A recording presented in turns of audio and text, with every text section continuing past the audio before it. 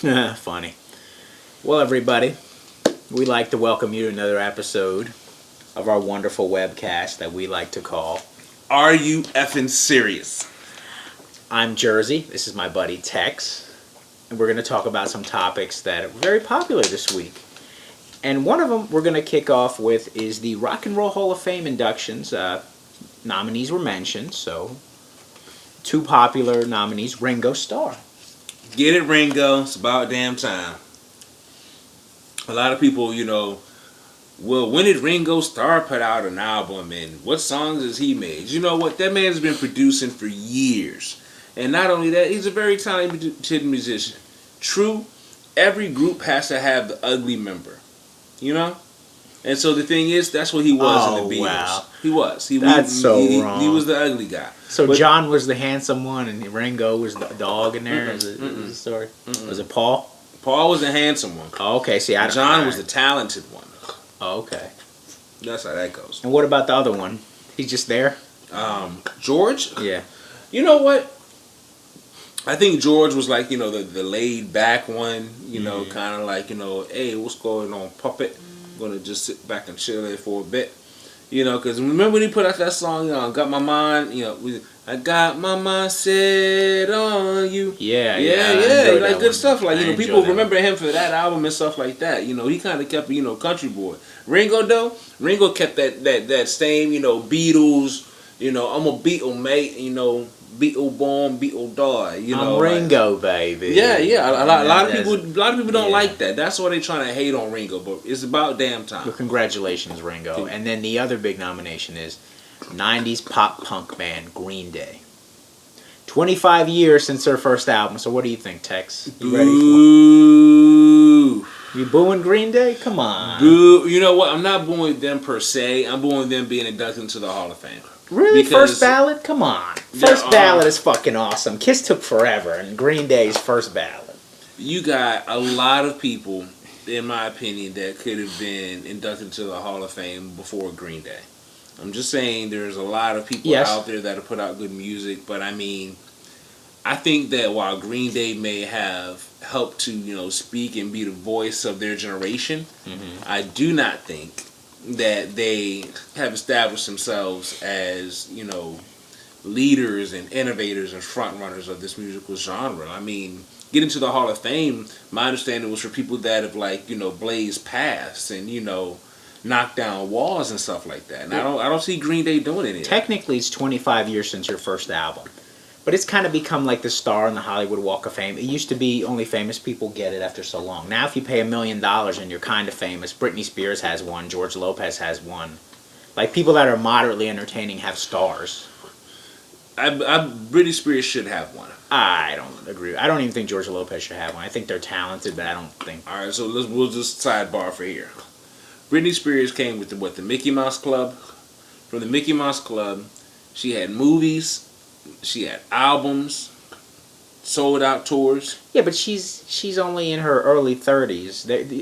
But she's kind of thing should be since she was like 15. I understand the body of work, but I think that should be saved for somebody 40, 50 years old. Now, Lopez isn't as close to 50 or 50, but I don't think he's... So what happened? Okay, so if that's the case, so you're going to tell me that River Phoenix shouldn't get a walk on the Hall of Fame? Well, he died young. That's a little bit different. Oh, so if you die young, so James Dean, same thing, huh? I'm not saying Tupac shouldn't get one. I'm not saying that. Same thing with Biggie, right? I'm not saying Biggie shouldn't get one. So I'm saying wait till they would have been older men. Wait till like the anniversary of their 60th birthday or 50th birthday or hell 40th birthday. We know the legacy, but okay. If William Shatner can get a walk on the Hollywood Walk of Fame, I believe that if you make more than $1 million in the entertainment industry, you should be able to get one. Sinbad should be getting a damn star in the Walk of Fame. Sinbad, he should have been had a star. And Carrot Top, because Carrot Top be selling Las Vegas out every week. Sinbad should have already had one. Carrot Top is the example of what you're saying. In my opinion, do I think he's famous and funny enough to have have a star on the Hollywood Walk of Fame? Not really. But I believe he's deserved it. I believe he's put in that work. And based off my method, he's made $1 million and people know who he is. Give him the star. I got you. Well, we're going to move on to some celebrity news now. Very famous comedian announced he's getting divorced. Chris Rock, after 19 and a half years of marriage, him and his wife, Malak, are getting divorced. It happens. I mean, they say that true love lasts forever, but the thing is, a lot of people don't get married for love. They get married for other reasons. And after 20 years of marriage, I mean, that's a very good amount of time, to invest into a marriage. 2 children. I understand this may be hard for children, but again, this isn't like divorce when we grew up. This is, a very successful man that's going to be able to provide for his family after the divorce. Yeah. So I don't think it's going to be too complicated. No. I think as far as the old, standard of getting married to stay married, we're going to look at that and be like, yeah, it's kind of messed up. As a, man of color, seeing, 2 people of color married, you want them to stay together to help, perpetuate this, standard, for, the ones that are coming up behind us. So I'm sad that they're getting divorced, but I would much rather that they get divorced and end it amicably or however they end it, as opposed to it coming out in a scandal where one person does this or one person does that and they end up sitting that way. I mean, it seems at least this way they're doing it in a mature way. I'm happy to hear that. Chris said, quote, "I'm sick of being married." That was it. I mean, and the thing is, you also have to look at, we don't know what goes on behind those doors. I mean, it could be that, I remember when we was playing, Pookie, doing the, on New Jack City, the CD4 movie, doing In Living Color, I'm Gonna Get You Sucker, like all those things. I mean, I'm sure that the money wasn't coming in, like it was supposed to at that time. And the thing is, if she was with him then, and he's with her to this point, she's been able to benefit, basically every step of his success. So I mean, I'm not saying that you've had your fun. Now it's time for you to go, so somebody else can ride the ride. I'm not saying that at all. But I am gonna say, if he's done everything he was supposed to do for the time that he was supposed to have done it, if does come a time he feels like, hey, you know what, it's time, to go ahead and move on, or I'm done. I mean, I'm glad that he did it, in I guess this manner as opposed to any other. That's a good thing. Well, I hope you guys are happy. I hope you made the right decision. And Chris, we're fans. Big fan. Best big of luck, fan. man. I wish you the best, man. I hope you get you a nice young white woman. Oh, wow.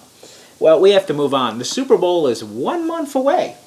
Yeah. So our buddy Tex, big football fan, he's going to give us his picks. Who's going to make it to the big game? Well, me personally, I'm a Tampa Bay Buccaneer fan. My boys are out. We had one of the worst seasons, ever. And Tennessee was the only one that had a record like ours, which was 2-14. But in the teams that are still in the hunt right now, there's a lot that are, a few that are up there. So right now, I'm looking that in the end, if I were to pick right now, I would say it'd be New England versus Seattle. Mm-hmm. In my opinion, the only team that would be able to sway that in any way is going to be the Dallas Cowboys. Only because the Dallas Cowboys, have a record of making it to the big game. With them having this particular season that they're having right now, I believe they will be able to go ahead and maybe pull something out. It'd be like a miracle. But right now, I'm expecting it's going to be Seattle versus New England all the way. And as far as a prediction, I believe it's going to be a tough game. I believe that while both teams, have very great qualities, I believe that particular game is actually going to come down to field goals. And I'm going to have the the winner of that game, I hate to say it, is going to be Seattle. Seattle. I do. I actually got them winning this game. They got a lot to prove. They're coming back from a lot, from last season. So I definitely expect them to do it. Is there a team that you'd expect to surprise you? Detroit. So if Detroit makes it Detroit is my surprise pick only because the team has never made it to the Super Bowl. So if they were to make it, it would be the first time they made it in franchise history, which is going to be great, number one. But number two, it would also make them that true underdog. And you know how we love an underdog story here. So, I mean... We really do. I definitely believe, that could be something, that a lot of people would love to see. Sounds very good. Well, next thing we got to talk about is the return of American Idol. We're going into, I believe, the 16th season of this thing. Jennifer Lopez is back. Okay. Personally, I think J-Lo probably should have left, and the show should have been canceled a long time ago. But I'm not a singer. Let me ask the singer. What do you think? I believe, honestly, that the show should have been canceled a long time ago, and that if anything, they should have brought out a revamped version of it. New rules. If not a revamped version of it, maybe go ahead and cancel that show, but go ahead and bring it back in a different format. Say, for example, you go ahead and cancel American Idol, but then you go ahead and you bring back Star Search. And you go ahead and, cycle through the talent that way. The reason is that you have a lot of people that audition for American Idol, but because they have the age ranges basically, set up in certain parameters, you have a lot of talented people that aren't able to make the show. Yeah, like for instance, you wanted to try it. I did. And they said 28 and under. Yes. The first season that American Idol was out, I didn't know anything about it until it came on TV.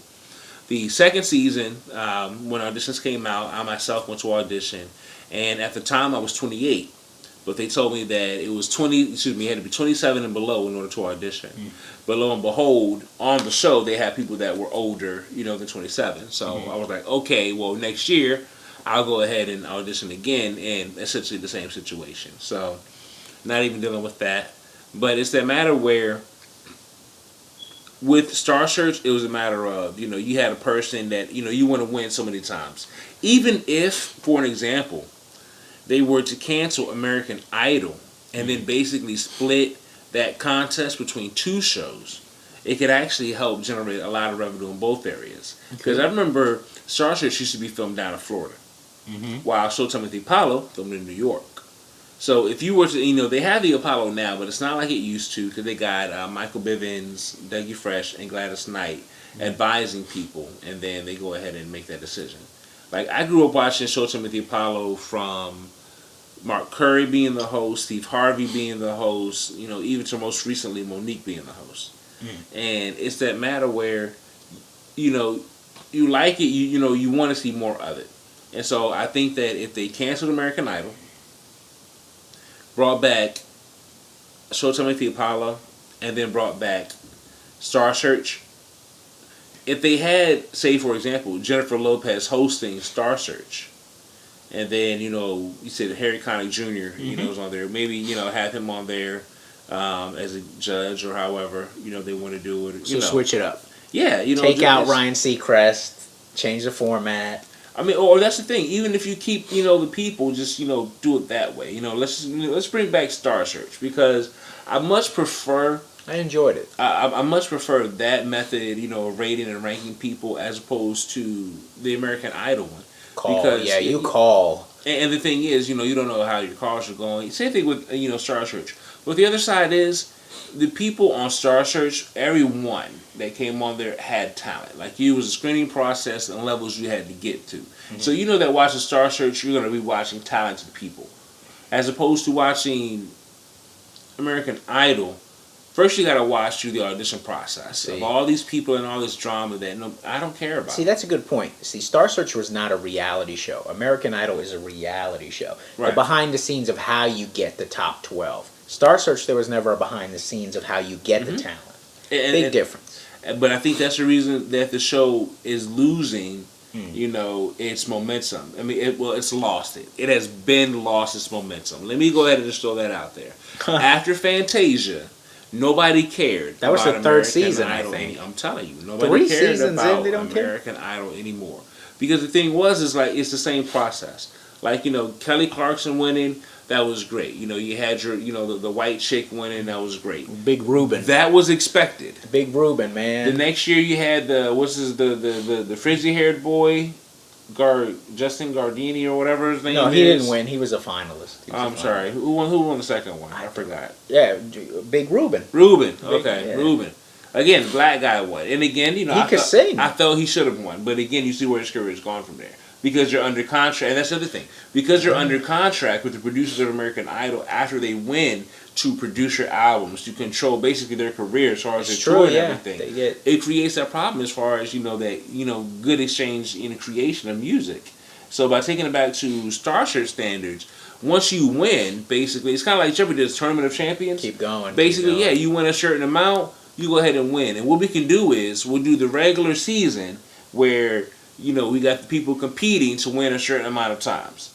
And essentially, say you win 4 times in a row. If you do, say 4 shows a week, right? You win 4 times in a row. That means you won in a month. And so you can basically bring those winners back at the end and have them compete against each other and go, make it, more American Idol.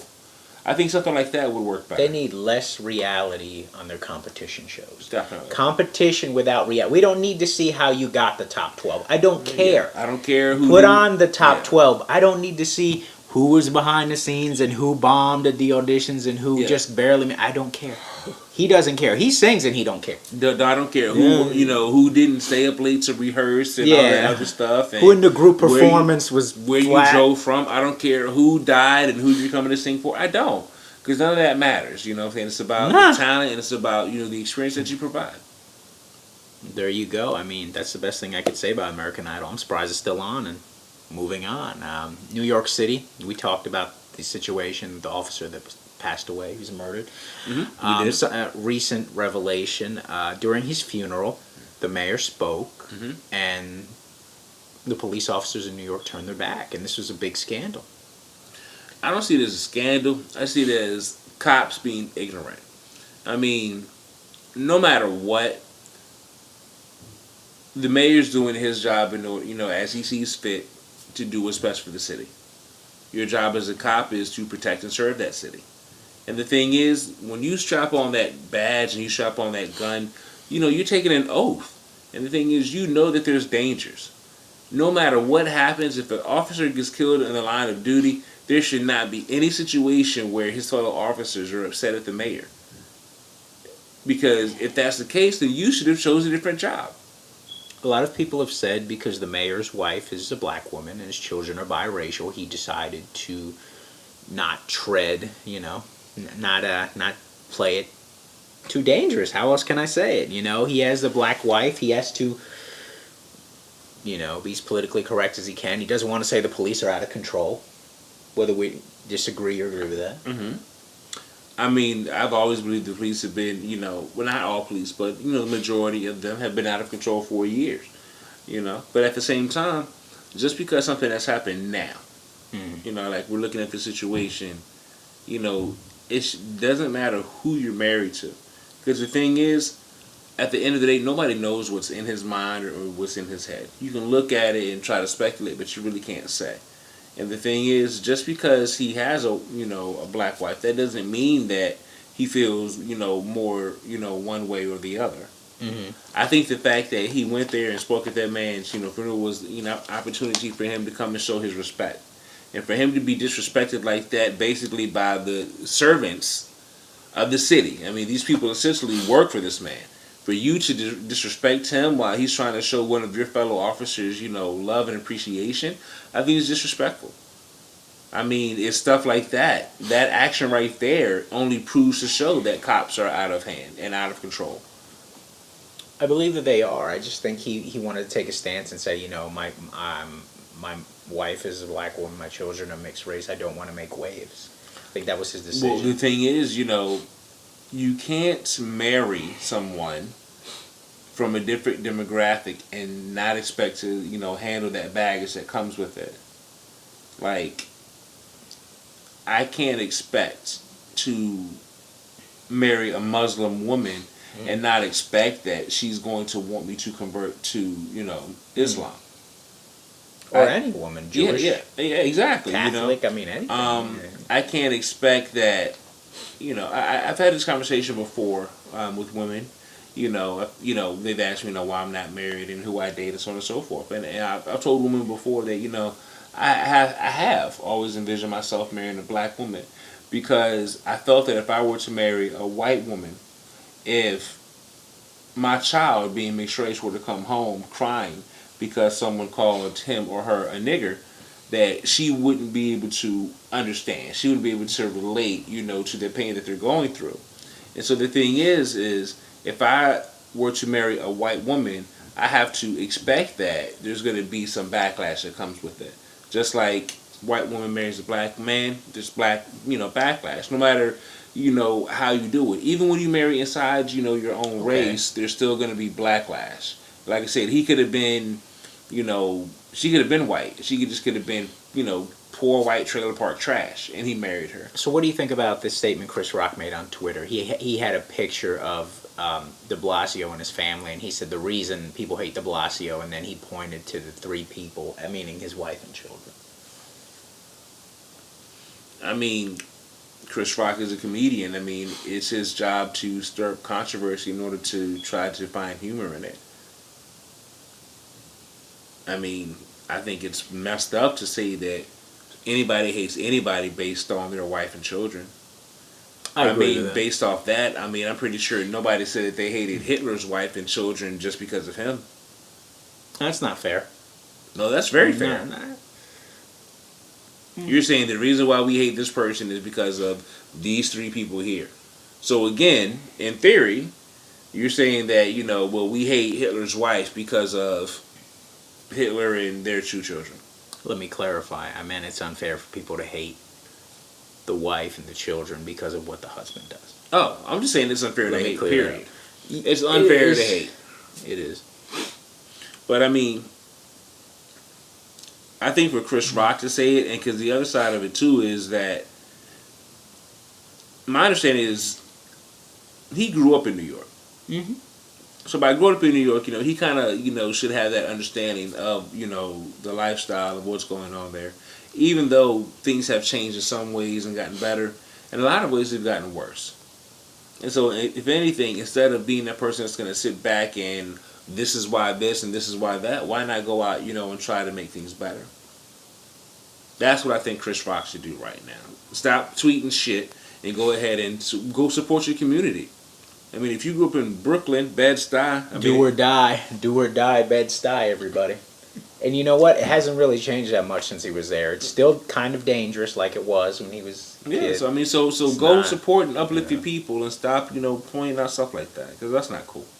Yeah, well, we got to talk about the highest grossing pay-per-view of all time, everybody. The Interview with Seth Rogen. Mm-hmm. The controversy made it go to skyrocketed numbers, man. It's like incredible. Look at these numbers, folks. I mean, best-selling pay-per-view of all time in a matter of 2 days. Mm-hmm. What was it about it? It was the fact that the media generated so much buzz about it, indicating that essentially if you're watching this movie, then you're supporting, basically us killing off, Asian dictators or essentially anyone else that we find to have a problem with. That's what that movie did. Because the thing is, I haven't seen it. I thought about, when it became available on demand, I was going to go ahead and admit it then to watch it. But at the same time, it was like, I think I'll wait for it to come to Redbox and get it for $1. Because I don't want to spend $5 for that. I'm going to wait 2 years when it's on cable edited and I'll still watch it. But I'm not. Maybe if it's on HBO and they're giving a free preview, I might watch it.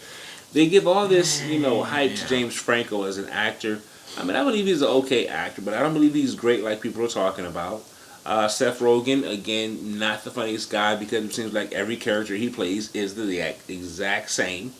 Stoner? And, I mean, well, it seems like to be the same person, just in different stages of their life. Mm-hmm. Like watching him in Neighbors and now here. So this is kind of like, watching him in Neighbors and this is like the job he had after Neighbors. Like he moved or some shit or whatever. Even in Green Hornet, he's supposed to be a superhero, but he just kind of phoned it in as a... Right. I mean, so it's like, I don't expect that it's a good movie, but what I expect is that because of the controversy, because people, starting this whole fear that we may go to war if this movie is released, it made people want to see it, to see what is so bad about this movie.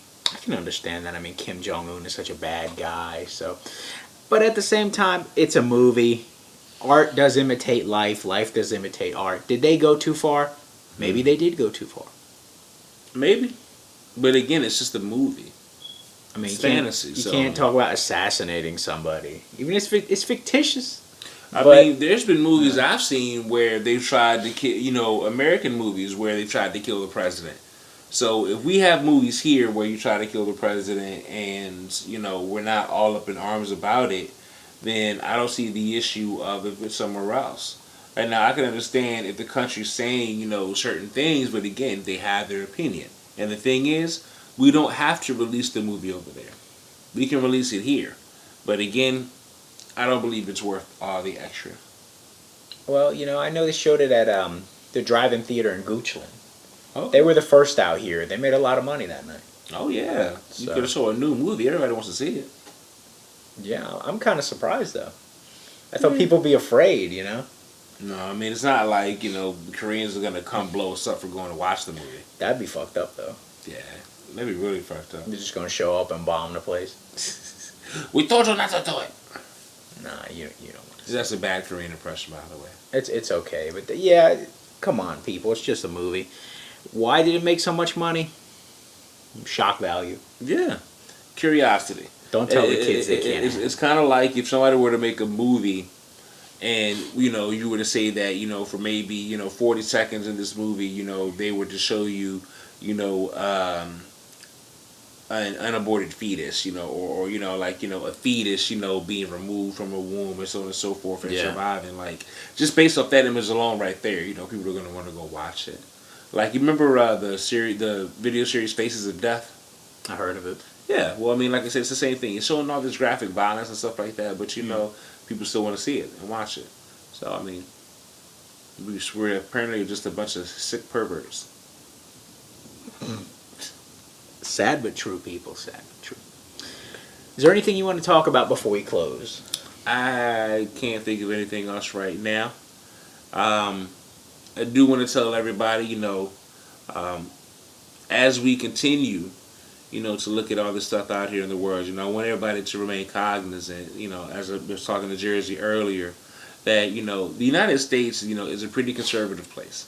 And even though it might not seem like it, and while there are other places that may be more conservative than we are, we want to make sure that, we're just giving our opinions on this stuff. Because, again, when we hear this stuff or when we read it, it makes us wonder, are you effing serious?